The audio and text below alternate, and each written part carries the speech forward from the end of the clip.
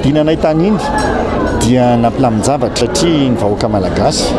tsy ny vahoaka maro antsetra ihany fa ny tana maro antsetra nahitantsika an'izany fitrangan-javatra izany nampalahelo fa ora vitsivitsy taorian'izay dia nidina tany moa zahay nifampiresaka ny fampitafa tamin'ny rehetrarehetra tany dia amin'izao fotoana izao taorian'ny nandehananay tany dia efa milamina tsara daholo ny toe-draharaha rehetrarehetra ary efa mandray ny andraikiny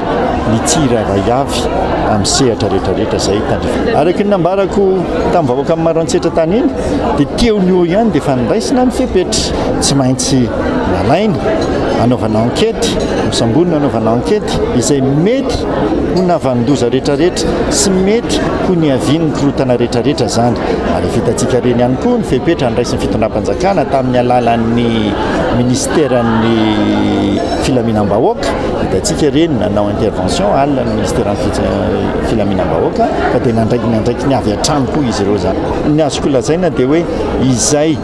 rehetra mety ho tompona andraikitra tamin'ireny toe-javatra nampalahelo ireny dia tsy maintsy nosambonina ary mbola ho hita eo moa izay mety ho toy an'ilay tantara rehefa avy eo fa fantatritsika tsara nahoana tsy maintsy misy ny procédure arahana rehetrarehetra fa tsy misy fotsiny hoe tondromolotra na etsy sy eroa tsy maintsy misy ny fanadihadiana zay tsika vao afaka hoe atolotra any amin'ny fitsarana tsy maintsy manala ny didy tsy maintsy manaraka ny didy